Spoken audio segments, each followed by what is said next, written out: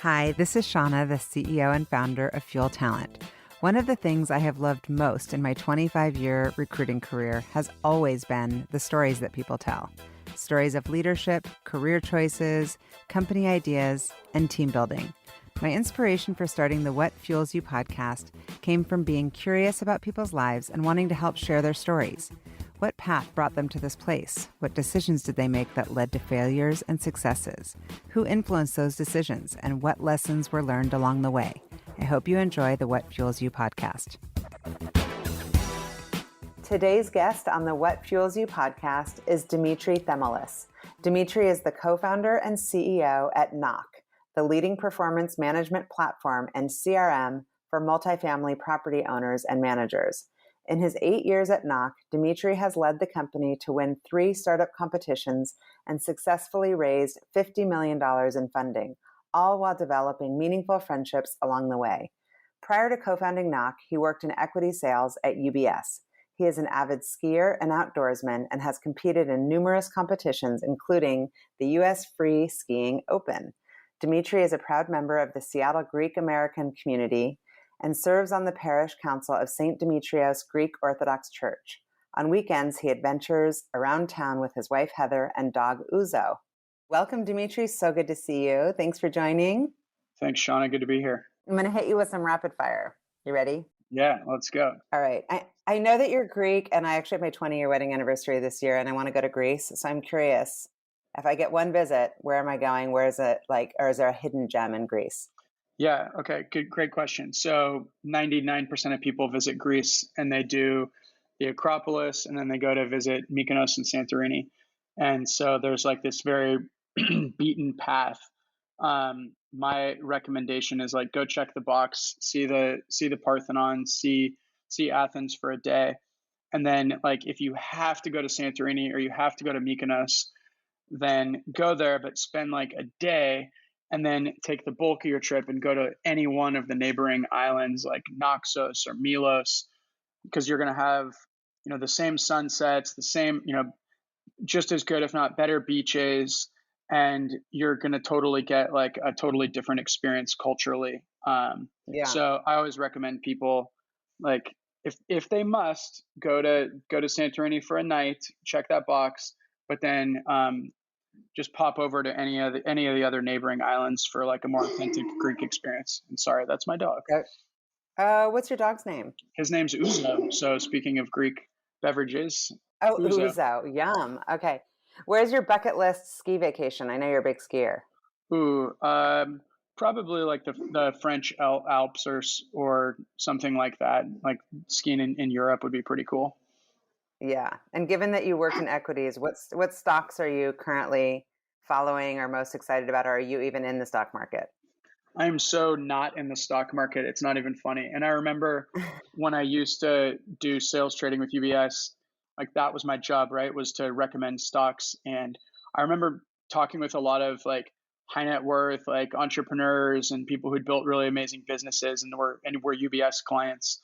And it was shocking to me, like how little they knew about stocks that they had, pretty significant holdings in. And I remember thinking to myself, like, I can't imagine ever being at a place where I have, hundreds of thousands of dollars invested in something, and I know, very little about it.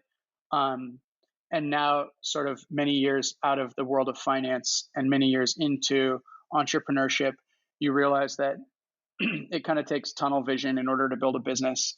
And so if I had any money to invest, I would certainly, trust a financial advisor to tell me what to do, but I would be just like the client that I used to shake my head at.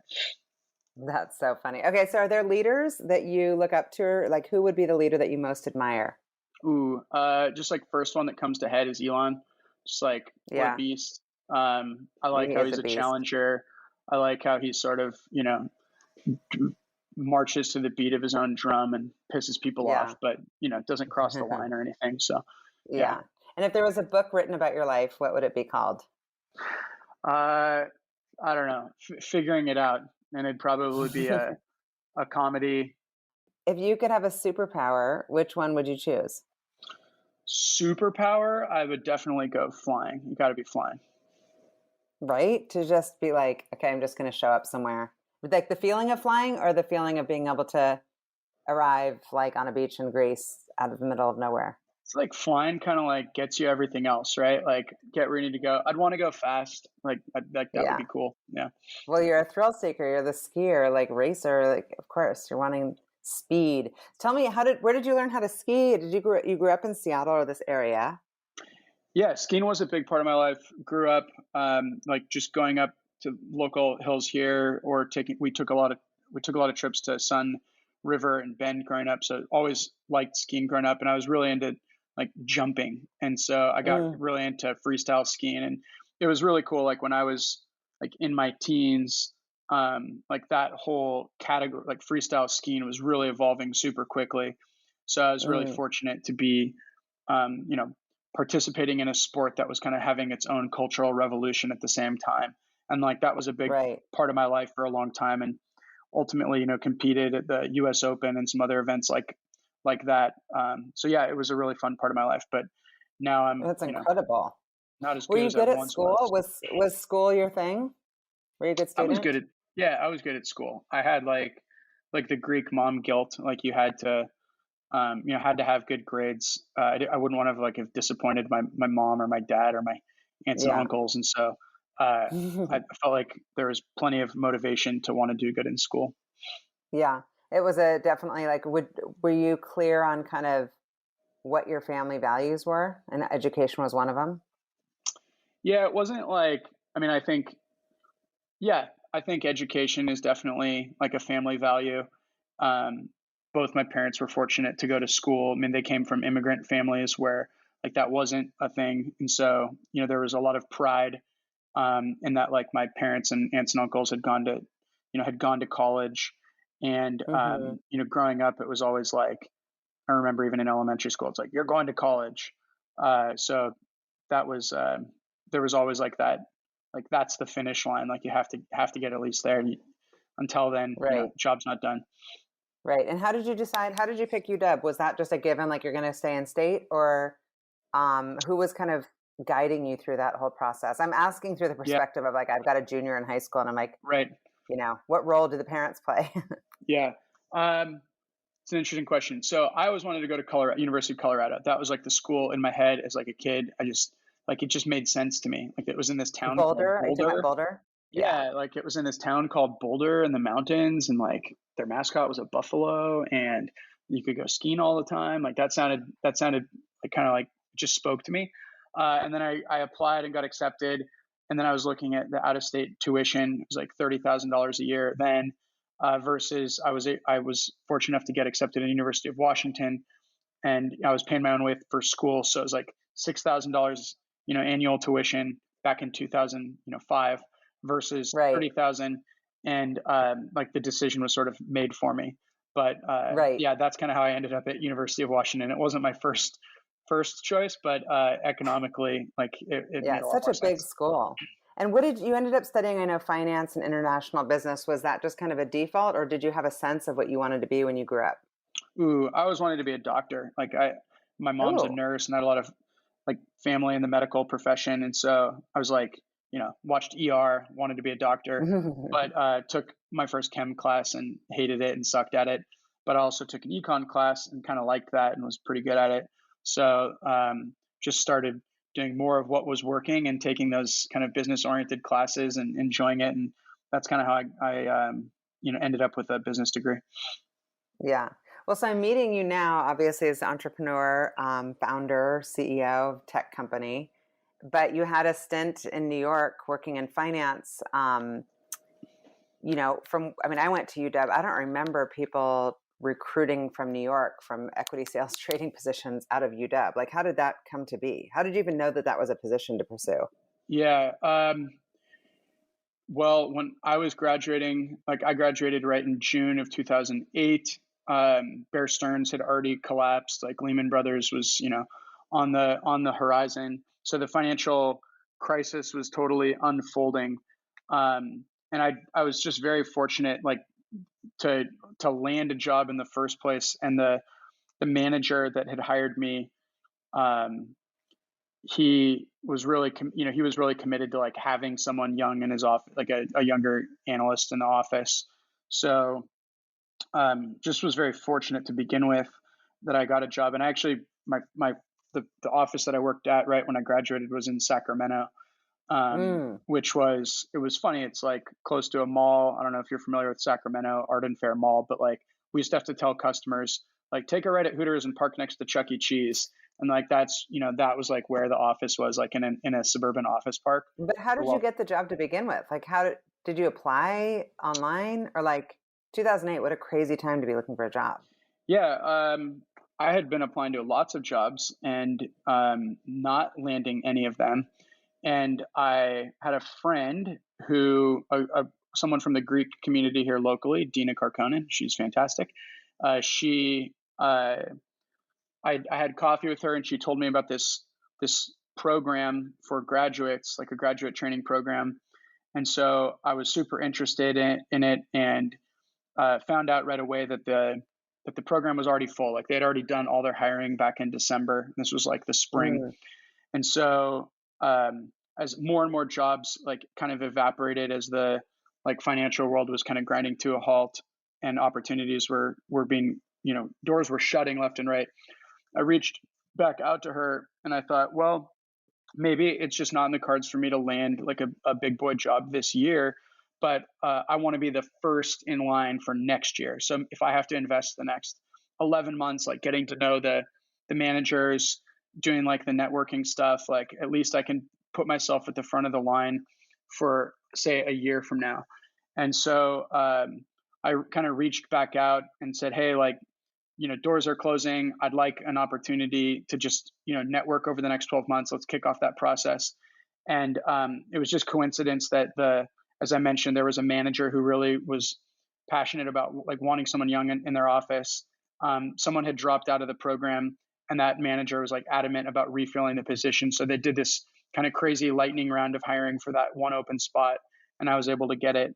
So it was kind of like a weird, awesome. Snuck in the back door and then just held on for dear life for a couple of years. It's really a story of grit and perseverance, because a lot of people are just like, I guess I didn't get that job. Like, that's amazing. I love those. I love just hearing kind of like the sliding doors of like, if that hadn't happened. And so that took you from Sacramento to New York.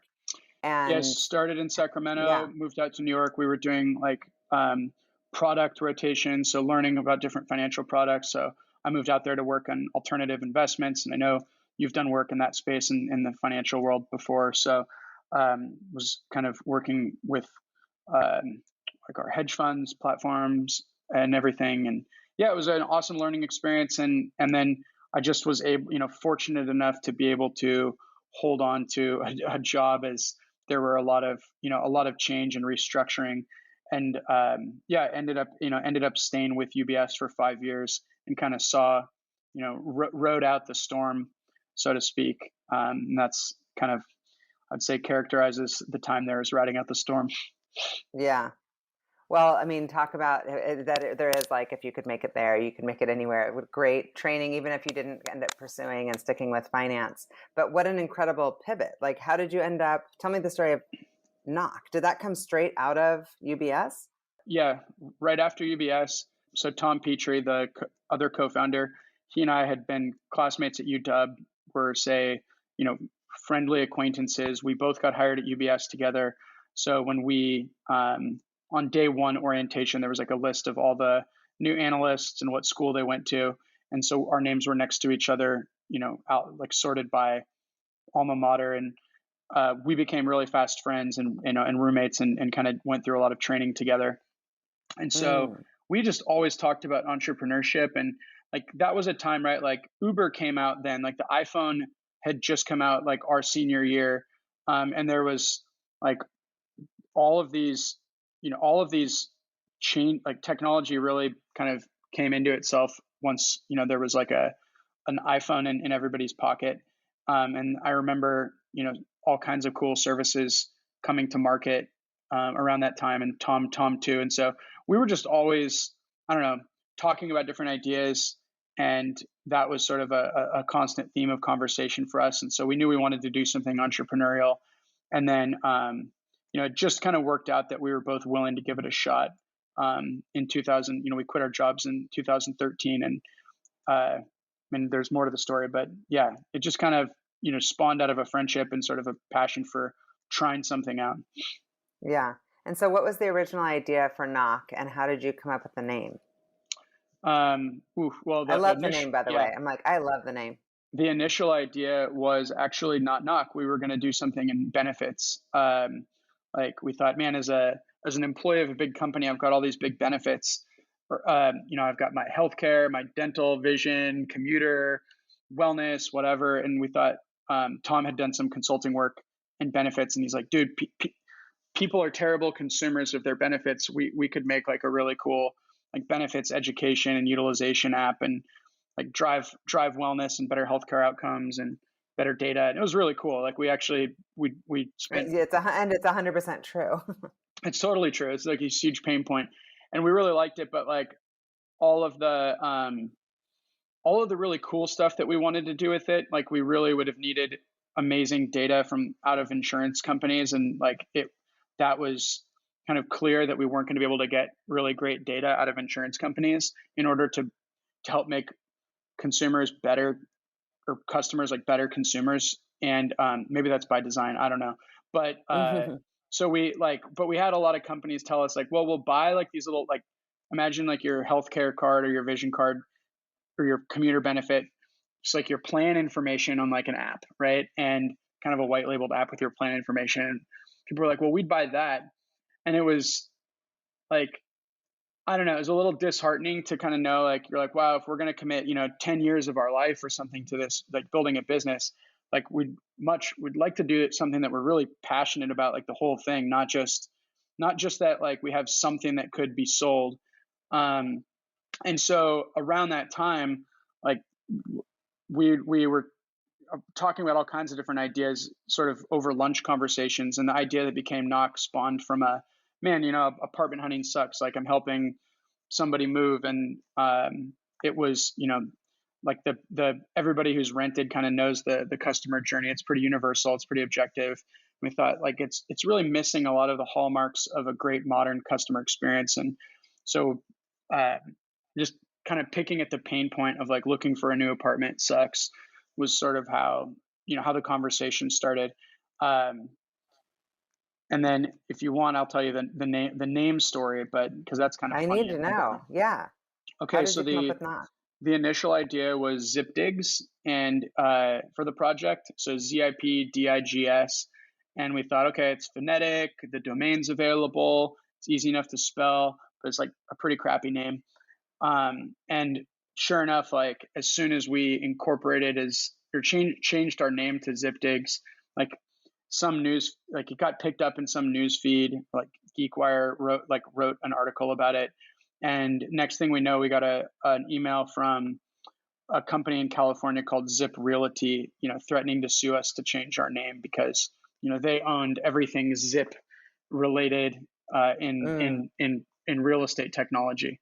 So they gave us like 6 months, and they paid us like $5,000 to change the name, which was funny because that's actually was our very first revenue as a company. It was like a trademark. Yeah, you're like, thanks for the money. Yeah. It's like, we're officially a revenue company. Congratulations. Yeah, look at us, we're profitable. Yeah, so we had like some time to change the name, and it's funny because we actually had like it's one of those things, like naming seems easy until you're actually like under the gun to change your name, and you've got a deadline looming, and it's, I don't know, is it a big deal? Not a big deal. It's a huge deal. You want something great. And I was dating a girl in Detroit who was from Detroit at the time. Terrible relationship. But and I'm happily married now, but anyways, to someone else. Yeah, to someone else. And it was a disaster of a relationship, but she was, telling me one night at work, she's like, I'm going to come up with the name, and was sending me just like a stream of texts of names, and they were all pretty bad. But then out of like in the middle of the stream, just Knock popped up, and I was like, holy crap, like that's amazing, and it's available. It's such a good name. It really is. That's how we got Knock. So bad relationship. Well, you got something good out of the relationship. Totally. Yeah, something to walk away from. And so what was the original business model and business idea, and what is it now? Yeah, so initially we just wanted to be open table for apartments. Like we thought, both from a customer's, like a renter's perspective, as well as like a property manager's perspective, like online scheduling was like the starting, the thing that we wanted to solve first. Like I can make, an Uber appointment online, or I can make a restaurant reservation online, or a fitness class or doctor's appointment online. But to go on Zillow or to go onto um, apartments.com and to see, or Craigslist, you can see inventory, but like to actually convert your interest into an appointment, you were sort of taken from the digital environment and have to make phone calls or emails and go do that back and forth communication dance in order to get two people to the same place at the same time. And so online scheduling was super obviously missing to us, and no one was doing it at the time. So we started with scheduling. And so the initial value prop was like convert search traffic to foot traffic 24/7. And that's a pretty like compelling value prop. And like obviously businesses in just about every vertical have adopted online scheduling to turn like an interested customer into like a physical appointment. But what was interesting was that we found that that value prop made sense, but for this particular customer, like if you're looking for a new apartment, it's not just scheduling the appointment. Like a lot of times there's questions beforehand. What's your pet policy? What's the security deposit? How close are you to a school or a bus stop or whatever? And then of course, after the appointment, there's a lot of, similar questions, or can I come back with my, my partner or whatever? And so we were doing a really good job of helping connect people for the appointments, but we weren't like, they were still doing all that other communication And in, like a cumbersome old school. Yeah. in their like disorganized Outlook inboxes and on their, their phone systems and voicemails, et cetera. And so, our customers were telling us like, okay, you guys have kind of nailed this scheduling piece, but like our lives are still a total mess because we're having to jump back and forth between all these different communication protocols, phone calls, emails, texts, and keeping track of all this stuff is just, it's if anything, like you've made it worse, because now we're logging into one more platform just to see our online appointments. And so, again, just trying to like figure it out and hold on, we kind of added more communication capabilities alongside the calendar until, at one point you could not only book appointments, but you could bi-directional phone calls, emails, texts, and chats, and social media messages, like all piped into one sort of omni-channel communications dashboard. And that's finally when I think we found product market fit, where customers were like, okay, like I don't have to leave this anymore to do my job. Like That's awesome. all of my communications can stay here. And that's when I think, we finally established some product market fit as a business. And how were you funding it at the time, aside from your $5,000 from Zip? Yeah, from that probably that we might be like an NDA for that, but I think we're okay. We'll take the risk. We can keep that in the show. We had raised like our first $1.5 million of seed funding, which happened in over three different rounds, was all kind of individuals and angels and some customers too. And that lasted us for, the first, again, it was kind of over a couple of different rounds, but we didn't end up raising our first institutional round until much later, like until 2019. And that was when we started working with Madrona here in Seattle. So that was how we funded ourselves, just kind of seed financing. Seed financing through like angels and various. Yep. And what was the business model as far as how you made money? We were pre-revenue for a number of our early financings. But the way you make money, it's building technology for multifamily operators and people property management companies, is typically they think of revenue. Like if you think of an apartment building as a business, they're thinking of their revenue on a per unit per month basis. So like, what are my average rents in my property? And that's how they're conceptualizing revenues. So they want to normalize costs the same way. So if you're going to propose a service or a technology to, a real estate business, they want to know what's the cost per unit per month, right? Because that's how they're kind of normalizing pricing. And they're thinking about their budget. Like, I have X amount of dollars per unit per month to spend on marketing or operations, et cetera. And so, like, our business model is a subscription model where we charge, a price per month, per unit per month to our customers. And so, like, if you have a 150 unit property, it's less, the subscription costs less than if you have a 300 unit property, because there's more units paying, X amount of dollars per month.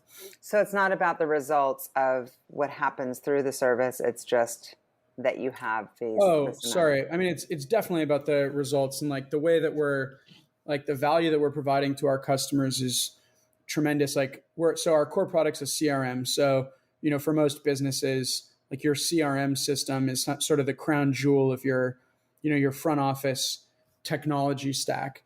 And so we're like the full-on scheduling and communications and analytics platform for how our customers are engaging with renters throughout the entire customer life cycle. So housing all of that data and engagement between property manager and renter throughout that whole life cycle is sort of the value that we're providing to our customer. And the result of it all, it's like most businesses, like, why do you invest in a CRM? Well, because an organized and engaged sales team, performs better than a disorganized and disengaged sales team. Right. And so for a typical Knock customer, which might be 55 properties in 9 states and 10,000 apartment units for rent, we're essentially saying, hey, look, like, utilizing this best-in-class CRM, at the end of the year, you're going to have outperformed, any of your competitors or people, or yourself, if you weren't using like a great CRM, because you're just not going to be as engaged or organized. And what that looks like in the business is fewer renters, paying you, rent, because you're, slower to turn vacant units, et cetera. Oh, interesting. That's awesome. And so tell me about the early days. I read that you attended some conferences, or like, how did people become aware of Knock? What was your strategy there? Totally. I mean, once we established some product market fit, with, say, Seattle-based customers, and we realized we needed to expand, just talking to other companies in the space, they say, okay, like, you got to go to all the multifamily conferences. That's where everybody does business and gets to know each other.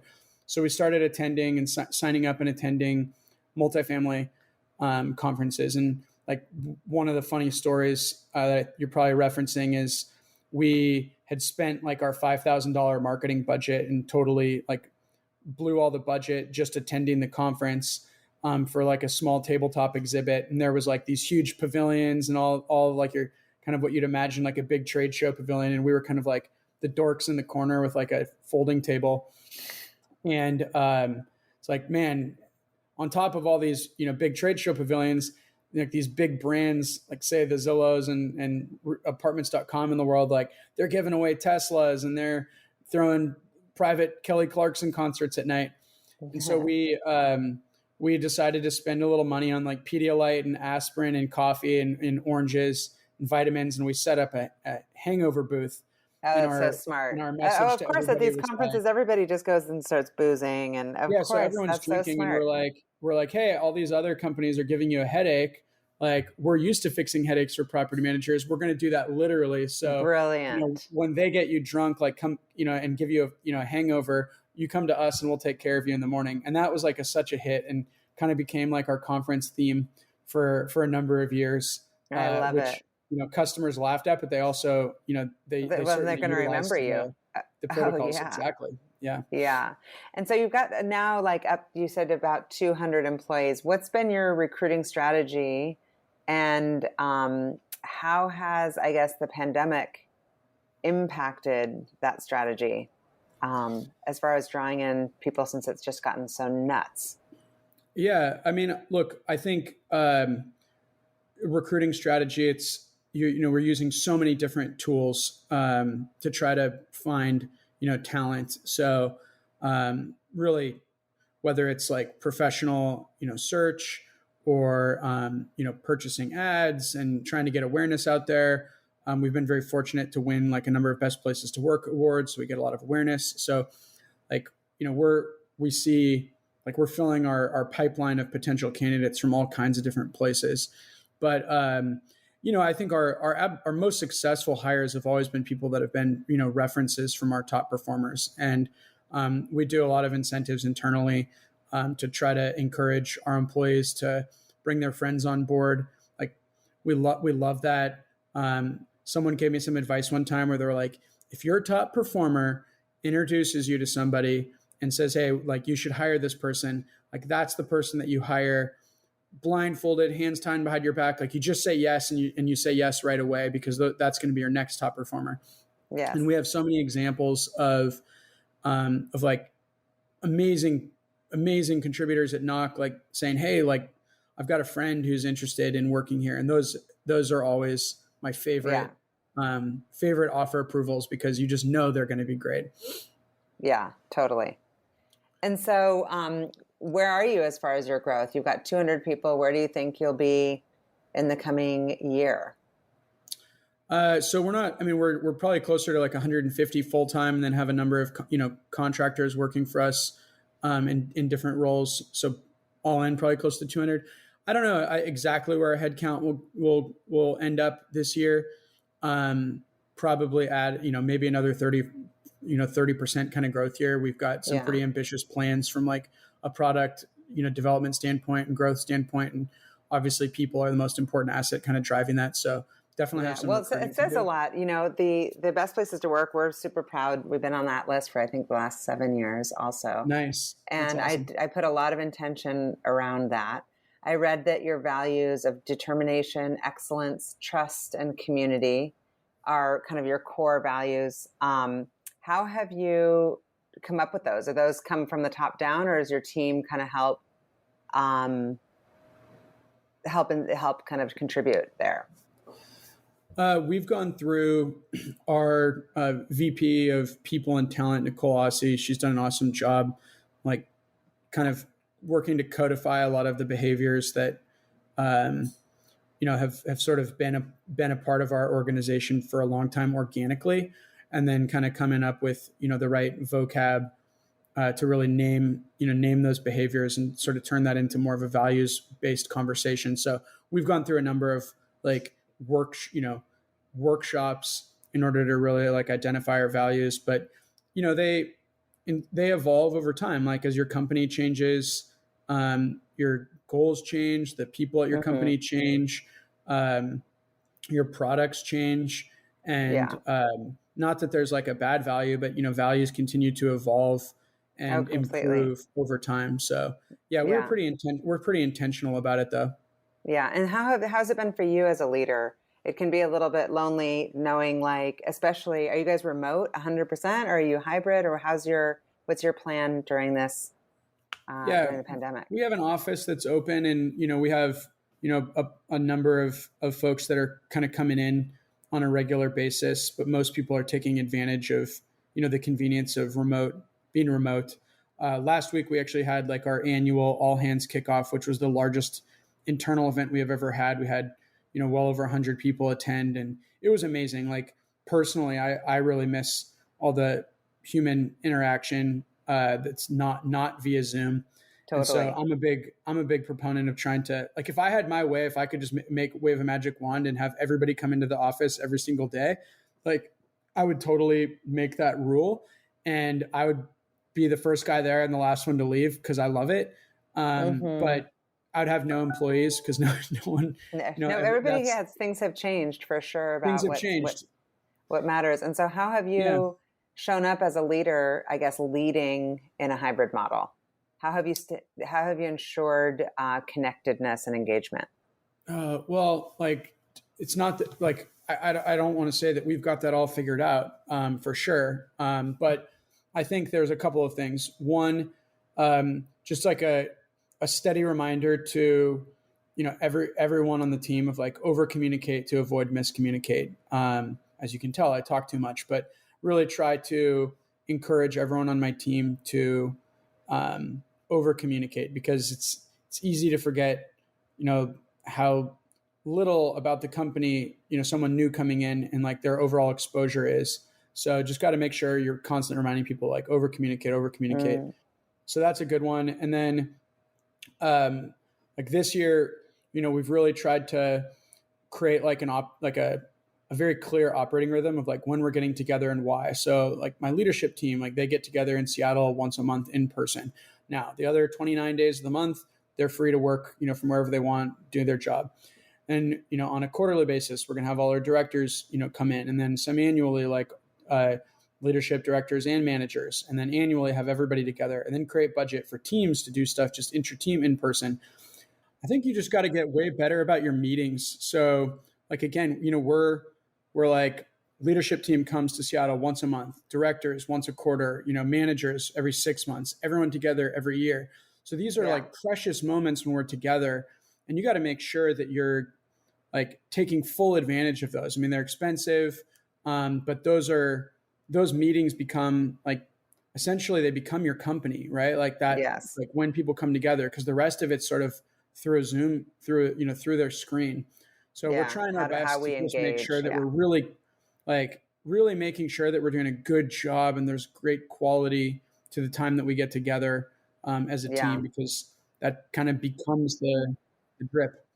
How are you personally spending your time when you're not at work, just to kind of reboot, relax, recharge? Spend a lot of time. I just got married, so my wife, she keeps me very busy with lots of things. And don't have any kids yet or anything, but have an awesome puppy, Ouzo. I've talked about him. So doing a lot of stuff with him, little adventures. Like to get in the car and just enjoy the access like we've got here in the Northwest, and a lot of skiing and a lot of hiking and backpacking and fishing and hunting and all that kind of good stuff. You're the quintessential like Seattle outdoorsy guy. I love it. And so my question is like, what's your ultimate fuel? What fuels you? What gets you out of bed in the morning? Just challenge, honestly. Like there's being an entrepreneur, there's just so many, like every day there's like a new rogue wave and something you don't expect. And but it's when you work through those challenges and you come out the other side of whatever that challenge is, or that obstacle, you find that you're stronger, that you're more capable, that you're, ready to take on the next thing. Yeah. And I think like having made that connection in life, and certainly, as an entrepreneur, that like hardships are opportunities, and that's like, ultimately like the next thing for you to grow, the next thing for you to learn from, like the next thing for you to take meaning from. Like you can, hopefully train yourself not to be like upset or angry or depressed at any time that there's like a new obstacle in front of you, but you can look at it as like, ooh, like life has given me another opportunity to grow into grown. So I really, for me, like, I think if you didn't take some humor and find a way to take meaning in some of the challenges and struggle, like the weight of, life would just be way too hard for everybody, not just, entrepreneurs. And so that's my fuel, is just kind of seeing meaning in struggle. Thank you for listening to the What Fuels You podcast. Be sure to subscribe, rate, and review on iTunes, Google Podcasts, or Spotify, and follow us on social media to keep up with the latest news and episodes. You can also contact us at podcast@fueltalent.com to provide feedback, ask questions, and share topics or guests you would like us to cover in the future. We hope you feel inspired by our guests and that we have helped fuel your day. Join us next time for another episode of What Fuels You.